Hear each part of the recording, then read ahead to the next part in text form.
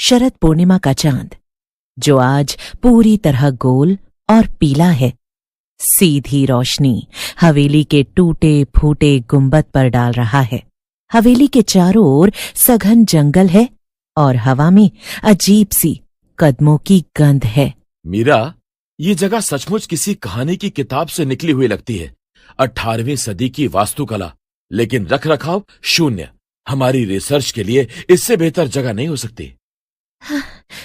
आदित्य, मुझे ये जगह बिल्कुल पसंद नहीं आ रही। देखो, चांद की रोशनी सीधे हवेली पर पड़ रही है, जैसे वो किसी चीज को आमंत्रित कर रही हो। दादी कहती थी, पूर्णिमा की रात को आत्माएं अपनी शक्तियों का शिखर छूती हैं। और मैं कहता हूं, पूर्णिमा की रात सिर्फ रोशनी का शिखर छूती है।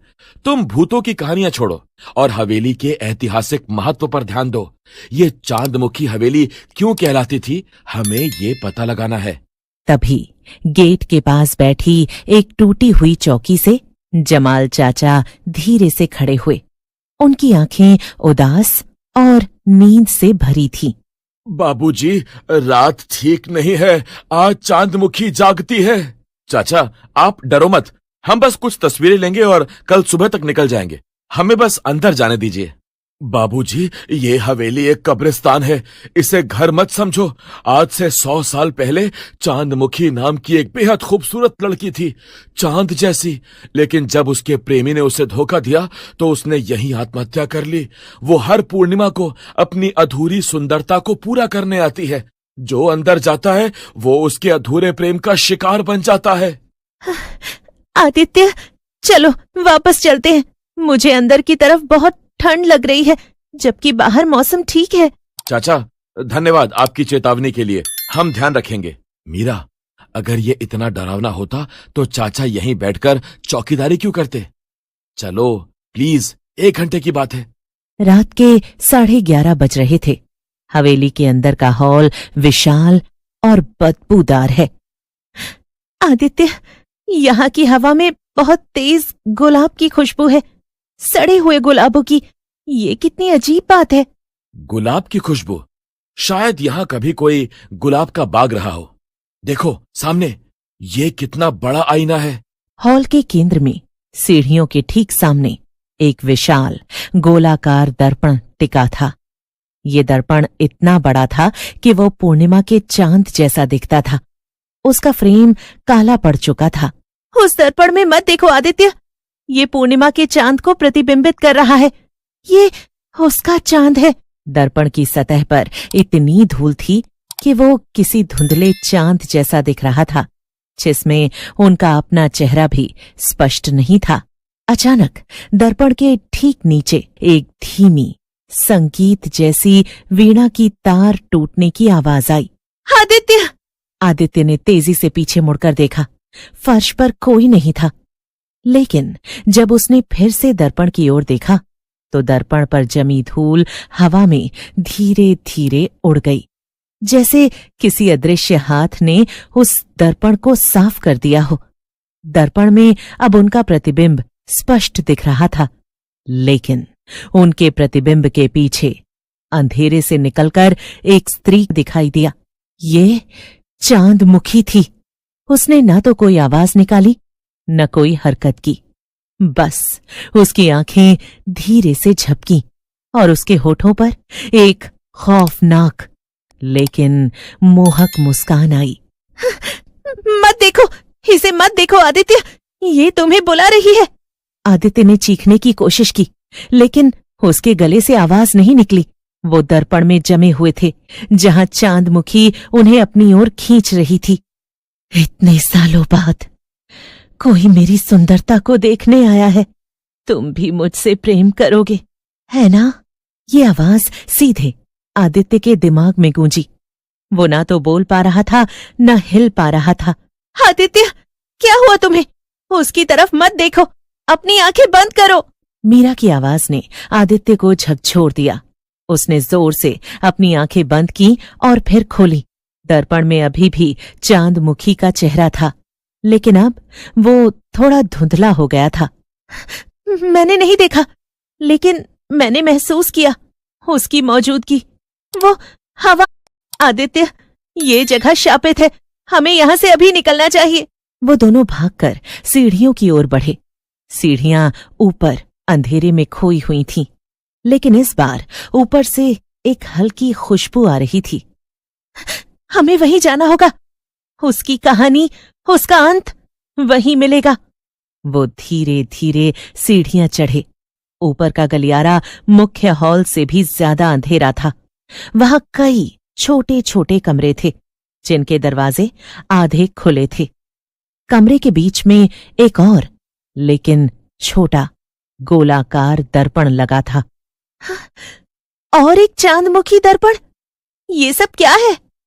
कमरे में प्रवेश करते ही गुलाब की खुशबू इतनी प्रबल हो गई कि उन्हें लगा जैसे वो गुलाबों के ढेर पर खड़े हों। टेबल पर एक खुली हुई डायरी पड़ी थी। उसने डायरी खोली।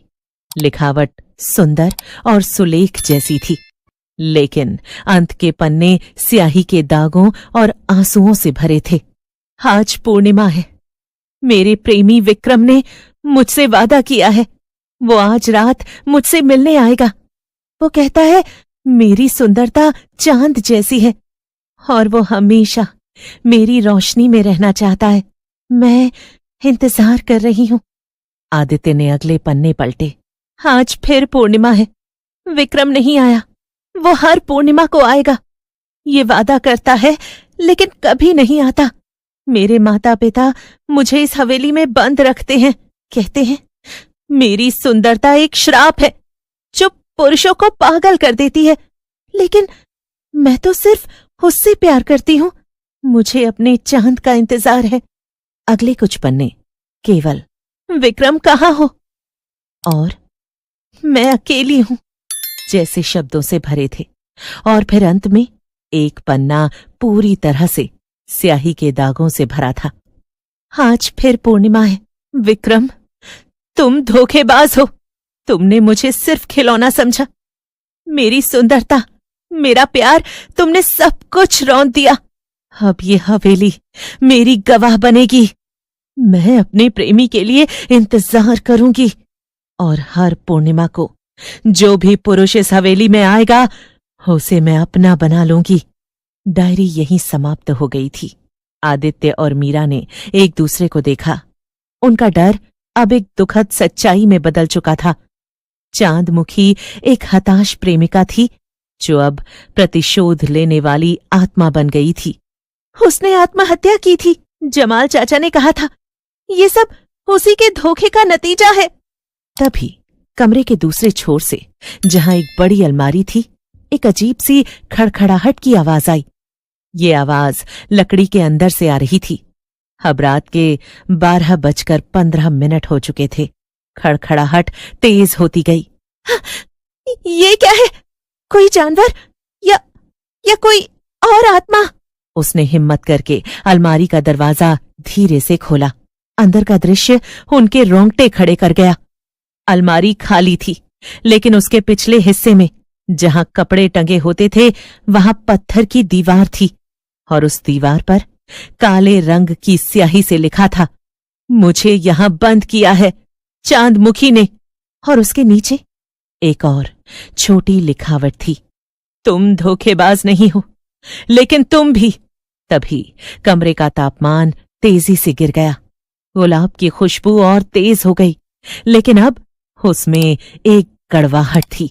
कमरे का छोटा गोलाकार दर्पण अचानक से तेजी से चमकने लगा, जैसे कोई तेज रोशनी उसके अंदर से बाहर आ रही हो। ये आकृति धीरे धीरे एक स्त्री के शरीर का रूप ले रही थी। वही थी चांदमुखी। तुम मेरे प्रेमियों को आजाद करने की कोशिश कर रहे हो। तुम्हारा प्रेम? तुमने उसे भी यहाँ कैद कर लिया। तुमने उसे मरने भी नहीं दिया। ये कौन सा प्रेम है? ये तो स्वार्थ है। चांदमुखी की चमकदार आंखों में दर्द की एक लहर दौड़ गई।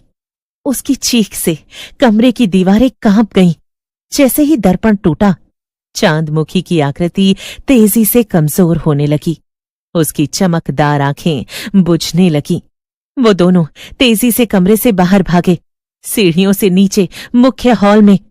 पीछे से उन्हें चांदमुखी की अंतिम दर्द भरी कराह सुनाई दी जो हवा में घुल गई।